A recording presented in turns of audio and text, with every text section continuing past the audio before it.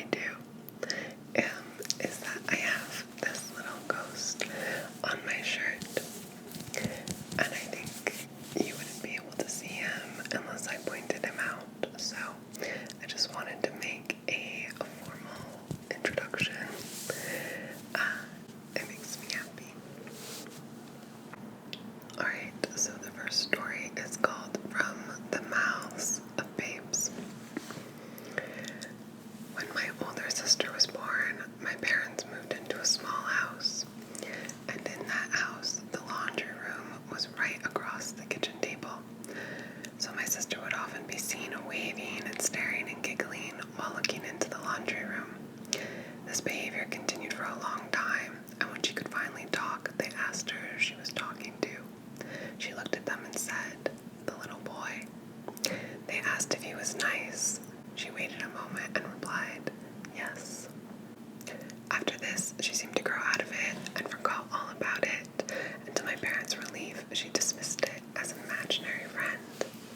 They never mentioned it after that. When I was born, I exhibited the same behavior, and when I could talk, they asked me who I was talking to. To this I replied, "The little boy." Once again, they asked if he was nice, and I did the same thing as my sister, although a little different. "Yes," I replied, although I think he is lying. The second story is called Help Me. My childhood home was in a small town in Indiana. It was a beautiful blue Dutch colonial home in a neighborhood lined with huge pine trees. Pretty idyllic. The only bad thing about our neighborhood was that at the end of our cul-de-sac was the town's hospital. Our hospital kind of looked like a brick version of Hogwarts, maybe with less spires. It wasn't too bad, except that the parking lot and entrance for the emergency room essentially backed up to several of our backyards. Every once in a while, we'd be woken up by an ambulance. On special occasions, a helicopter would land behind our house to fly a patient to Indianapolis or Cincinnati, and the adults would bring the little kids out in our jammies to watch it land and take off. Kind of morbid, I realize now. Other than the noise and bustle of the emergency room, we rarely noticed the hospital. Sometimes we would tell ghost stories about the people who died in the hospital and how they wandered our neighborhood in the afterlife. One night in early January, several inches of snow had fallen in just a few hours. As a second grader, I was looking forward to the prospect of a snow day, so I stayed up later than normal.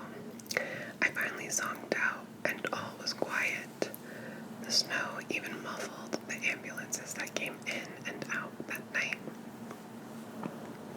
Sometime in the middle of the night, I woke up. You know when you hear something in your sleep and it wakes you up? It was one of those instances. I sat up, but heard nothing at first. I didn't see any light from under my parents' bedroom door, so I knew they were still sleeping. I laid back down to try to fall asleep, but the noise that had woken me came again. It's a noise that still haunts me. It was a low moan, like someone quietly sobbing. I was perfectly still, trying to make sure that I was hearing a human. Indeed I was.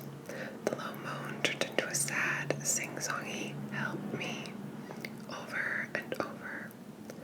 My mind instantly went to our neighborhood ghost. I could tell it was coming from downstairs, so I snuck out of bed. My bedroom was at the top of our staircase, and looking down it, I could see right out the back door and onto our back deck.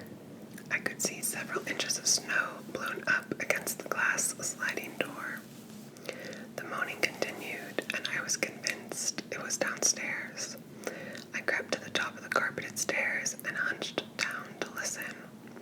As soon as I hunched down, I saw her. There was a face of a woman at our back door. Her hair was frozen from the snow, and she was wearing a hospital gown. Her tears were frozen on her cheeks. She was barefoot, and she was crying for help. She looked right through the door and up at me, and I froze. Her moaning got louder, and I felt like it would shatter the glass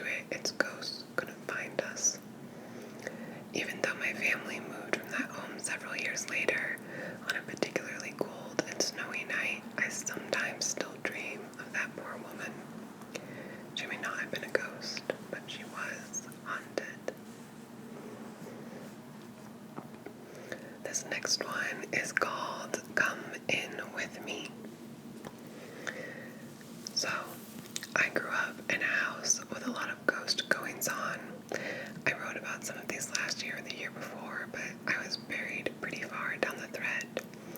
All these stories are from comments. Our house growing up was 400 years old, so a lot went on, but nothing too sinister. This event actually took place in my mom's new house, a little one-bed cottage actually built in the 80s. We'd been out for dinner, me, my mom, and my mom's husband, and we'd had a couple drinks but nothing major, and headed back to the house. My mom and her husband headed up to the bedroom, and I set up the sofa bed. The downstairs was so small, just one room with the front door at one end, a semi-wall partition, and then straight through to the kitchen. The stairs come down and end in front of the front door. Anyway, I'm lying in bed, and I know I'm not asleep because I've got a Justin Bieber earworm stuck in my head, but I'm just lying there, dozing in the dark when I hear footsteps come down the stairs. Nothing weird about that, it's just my mom coming for a glass of water. She gets right next to my bed and says, "It's really cold down here. Do you want to come in with me?" Now, this is weird because it's actually roasting in the house. I figure she's just being weird, so I keep my eyes closed and pretend to sleep. I'm lying there feigning sleep when it dawns on me. That wasn't my mom's voice. I don't know who it was, but it wasn't her. Why would she ask me up to her room anyway? I'm 27 and her husband's there.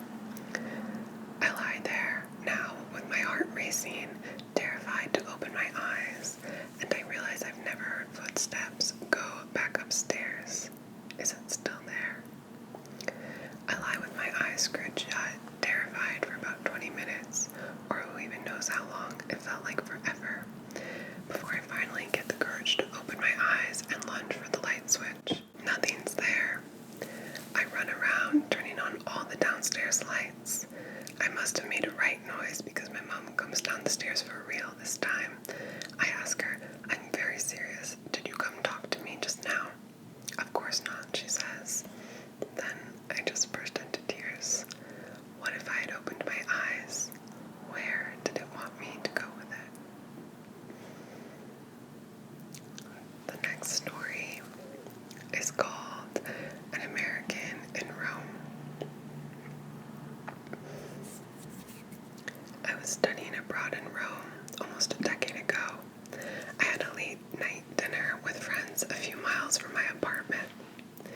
Finishing our food, my friends insisted I call a cab. It was almost 1 in the morning, and the streets were poorly lit. Wanting to seem whimsical and self-sufficient, I refused. So I set off, walking by the river. At first the walk was beautiful, the moon was full and glinted off the water. The streets were mostly empty, a few street lights casting a flickering yellow glow on the cobblestones. I got a mile into the walk when his car appeared. The gray Alfa Romeo, beat up with scratches, pulled next to me. "Scusi," he yelled from the window. "Do you have a light?" "No," I responded, and I picked up my pace. I became aware of how narrow the sidewalk was, only about 3 feet wide. His car on one side, the river on the other, gargling and dark. I immediately regretted wearing only a sundress. The day had been hot, but the night had gotten quite cool. My legs goosebumped in the light breeze.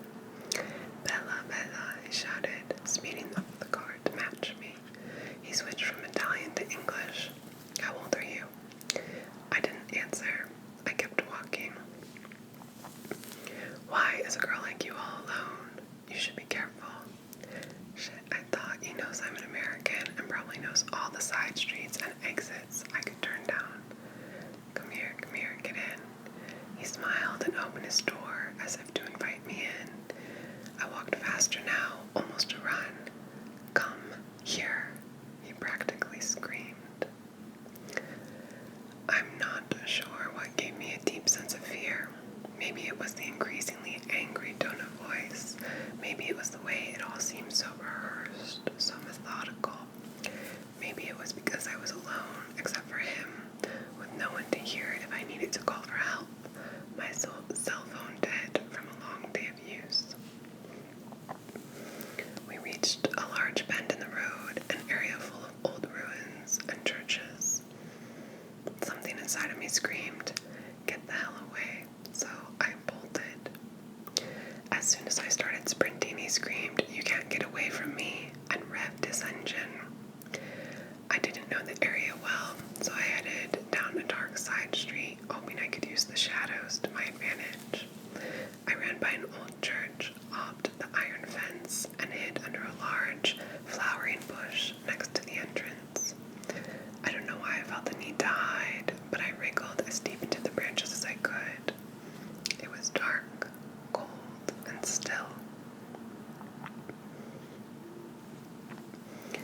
saw the car drive around the block a few times. I thought I was safe and let out a sigh of relief, debating lying there until dawn when the city comes back to life and I could slip into the crowds. A few minutes passed and I felt the adrenaline subsiding. Then I heard a car door slam. He was parked right next to the church, flashlight in hand. "Come here, pretty, pretty. Come here, pretty, pretty." He repeated this as he walked around the church, flashlight canvassing the shadows. "I'm going to find you," he sang. My body quivered in fear. "This is how I'm going to die," I thought, dragged out of a bush by a strange man with no one to hear me scream. I still don't know how he didn't find me. Maybe my floral sundress helped disguise me in the branches of the flowering bush. Maybe he grew tired and gave up. I lay perfectly still until the sky turned blue and the sun began to rise. I would have stayed there longer, but I saw a police car drive by, and I figured I would be safe if I needed to scream for help. Walking back, the sun creeping up, I shuddered to think of what would have happened if I had gotten into that car. I'm pretty sure I never would have made it home. I repressed the memory, but I still have panic attacks whenever I see a silver Alfa Romeo on the street.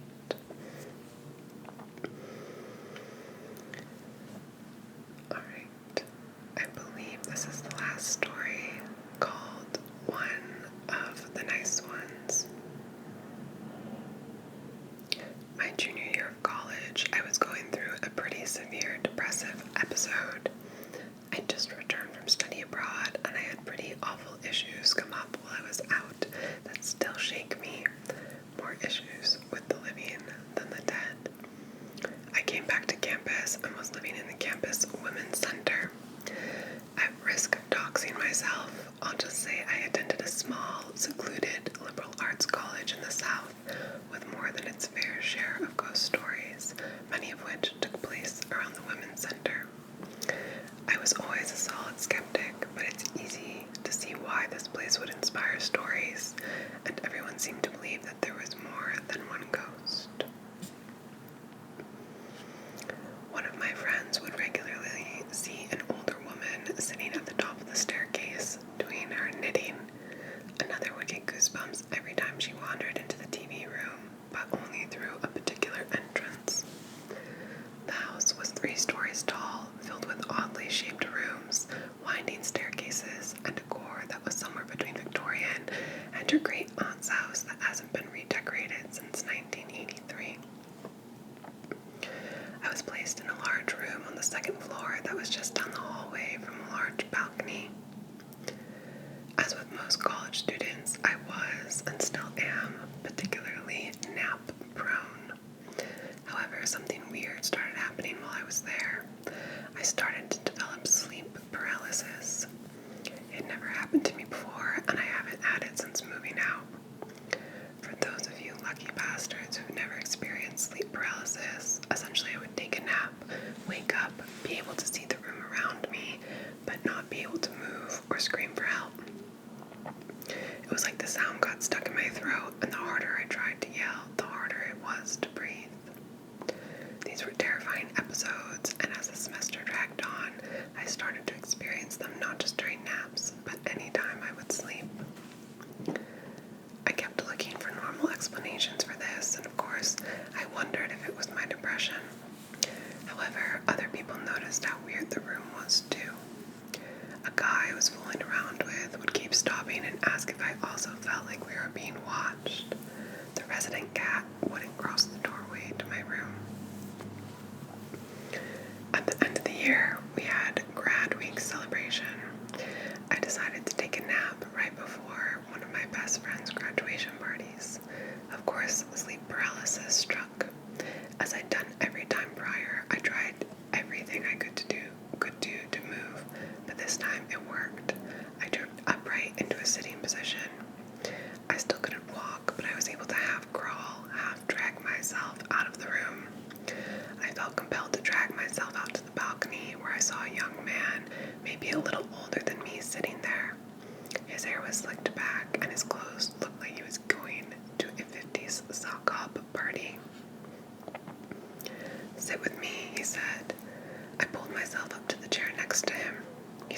talking.